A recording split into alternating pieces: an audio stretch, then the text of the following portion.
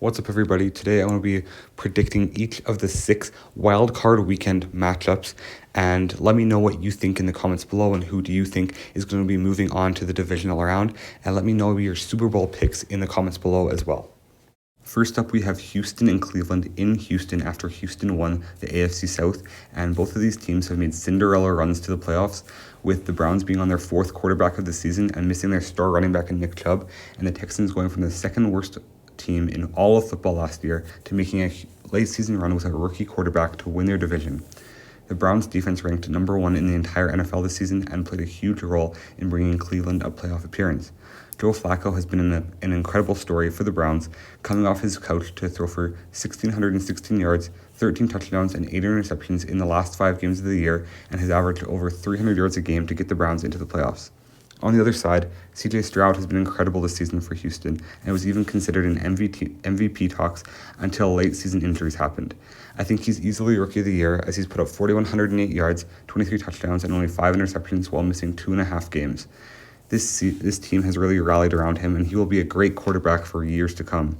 Ultimately, I think if the Browns were fully healthy, they would win this game, but I just trust CJ Stroud and the Houston Texans more, and I think they'll win this game. And like I said before, CJ Stroud will be back in the playoffs, and I think he's going to be an elite quarterback, a top 5 quarterback for years to come. Up next, we have a regular season rematch in the Dolphins visiting the Chiefs, and after controlling the AFC East for most of the season, Miami lost their final 2 games of the season to allow the Bills to catch them and overtake the division crown. With this being said, they'll go on the road in a rematch against Patrick Mahomes and the Kansas City Chiefs, and Kansas City will be welcoming home Tyreek Hill. Both of these teams have been inconsistent throughout the entire season, and both did not live up to expectations placed on them early in the season. Finishing 11-6 was the worst record of Patrick Mahomes' career, and at one point they were sitting at 9-6 with a possibility of not winning the division. They have not looked like the dominant team that we've become used to in Kansas City, and Travis Kelce's decline has been part of that. He did not record 1,000 yards receiving for the first time in 7 seasons, and he just hasn't looked like the same dominant tight end that we've seen in years past. The other Kansas City receivers have struggled with drops and creating separation this year, and thanks to the Kansas City defense, they managed to sneak into the playoffs and win their division, but I have concerns about them making a deep playoff run, especially with the likes of Baltimore in their conference. On Miami's side, they have a tough time beating good football teams, especially this year, going 1-5 against teams with a winning record in their regular season and losing to Kansas City earlier in the year. Their offense has sputtered against these teams, and while their overall stats look nice after beating up on bad teams, I don't trust them against good defenses. At the end of the day, even with Kansas City's struggles at times, I'm going to go with a team that has the better quarterback, the better defense, and the better coaching, and that's Kansas City. Next up, we have Pittsburgh traveling to Buffalo to play the red-hot Buffalo Bills, who clinched the AFC East with a big win over the Miami Dolphins last week. The Steelers clinched the 7th seed with a win over the Baltimore Ravens, who rested Lamar Jackson last week. As I'm recording this, we still don't know who will start at quarterback for Pittsburgh, as it's been Mason Rudolph for the past 3 games, while Kenny Pickett started the season off before getting hurt only a few weeks ago. And Kenny Pickett apparently is more ready to play this week than he was the last couple of weeks, but there's been internal issues at the quarterback position with both Rudolph and Kenny Pickett competing for that starting job. Rudolph hasn't thrown an interception in these 3 games, and the Steelers' offense has put up 30 points in 2 of them. Their offense looks good with Rudolph in, but his role in this success has been limited, only throwing 3 touchdowns in those 3 weeks. The Steelers do have an elite defense and have ran the ball well, so I won't count them out of this game, even as a 7th seed, because those are the 2 factors you need in the playoffs to be successful. On the Buffalo Bills side, they started the season 6-6 and were out of a playoff spot after those 12 games, but after that rough start, they've won 5 straight, including the Dolphins, Cowboys, and Chiefs. They've come alive both offensively and defensively, and James Cook has looked like a star at running back in these games. And they've proven that they can beat good teams, beating the Chiefs in big fashion, beating the Cowboys by 3 touchdowns, and beating the Dolphins this last week in a game that really mattered as an extension of a playoff game because of the implications it had for the division. Whoever won that game was going to win the division title. I think this game will be closer than people think, but the Bills are so red hot at the right time, and I think they'll take care of business and win this game in convincing fashion.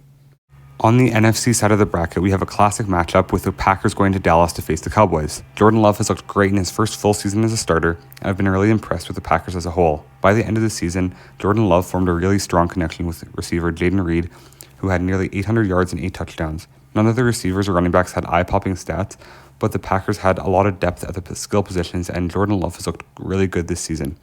If Christian Watson can come back against the Cowboys, that will just be one more weapon for the Packers on the offensive side of the football, and their defense has been about middle of the road throughout the entire season.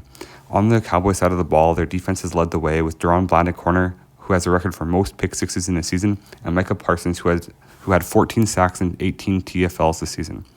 Their offense continues to be inconsistent, but CeeDee Lamb has been the one consistent part of the unit, putting up 135 catches for 1,749 yards and 12 touchdowns.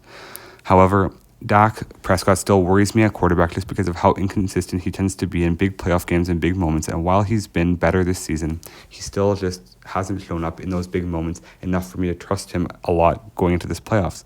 And the running game has looked mediocre throughout the entire year, and they haven't been able to wear teams down in the running game or finish off games by running the ball. This is my pick for the big upset of the playoffs, and I think that while Dallas is a better team on paper, Green Bay will come to play and beat Dallas on the road 31-27. Up next is a game with a lot of storylines in the Detroit Lions at home against the Los Angeles Rams.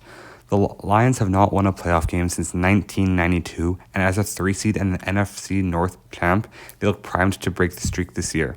Also, the two quarterbacks in this game, Detroit's Jared Goff and LA's Matthew Stafford, got traded for each other in 2021. Stafford won a Super Bowl with the Rams after Goff had been to a Super Bowl with LA but hadn't been able to win. Goff redefined his career in Detroit and has the Lions as the number 3 seed in the NFC. His connection with Amon-Ra St. Brown has been special this year, as the receiver finished with 119 catches for 1,515 yards and 10 touchdowns. The Lions also have two stud running backs in Jahmyr Gibbs, who had 945 yards and 10 touchdowns, and David Montgomery, who had 1,015 yards and 13 touchdowns. Their defense is also led by a second-year defensive end, Aiden Hutchinson, who had 11.5 sacks.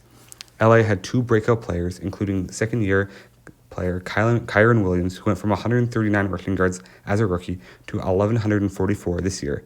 They also had the biggest steal in this year's draft in Puka Nacua, who put up a rookie record in receiving yards with 1,486 and 6 touchdowns on 105 catches. This game is going to be super interesting, and there's going to be a lot of storylines, but I think that Detroit should win this game and control both sides of the ball while getting their first playoff win in literally 32 years. I really hope that this can happen just to see the elation on Detroit fans' faces, and I've turned into a kind of Detroit Lions fan this season, just kind of rooting them on to get their first playoff win, and I also really support Jared Goff. In the final game of the weekend, we have Philadelphia at Tampa Bay, and this game is such a weird game to predict because Philadelphia has the better team on paper and the better record, but they have gone 1-5 in their last 6 games after starting the season 10-1. They're a hard team to evaluate going to the playoffs, especially after Jalen Hurts' finger injury and A.J. Brown's knee injury. We're going to have to see about their condition to play because these are the two best players on the Philly offense and probably the two best players on the field in this game. Outside of those two, Philadelphia still does have playmakers in Devontae Smith, Dallas Goedert, and DeAndre Swift, but as a team, they've looked off in the last 6 weeks and lost to the Giants this past week by 17 points. On the other side of the ball, the Buccaneers are also a hard team to evaluate because they have playmakers in Mike Evans and Chris Godwin, but this past week to clinch a playoff spot, they beat the Carolina Panthers only 9-0. Baker Mayfield has had moments where he's looked elite and has avoided a higher interception total, but also has had games like this past week where he only put up 9 points and they were kind of lucky to win. This game will be very interesting and will depend on a lot on injuries and how both teams show up to play. This is going to be much closer than you might think looking only at team records, and it really depends on what version of Philadelphia comes to play. If you get the 10-1 version, then they're going to be a hard team to beat. But if you get the last 6 weeks version of the Eagles, or you get an injured Philadelphia team, they're going to be in a lot of trouble. So my final prediction is that they're going to come out and win this game, and that is only if Jalen Hurts and A.J. Brown can play, and my final score prediction is 21-17 Philadelphia. Anyways, God bless you all. Let me know your predictions in the comments below.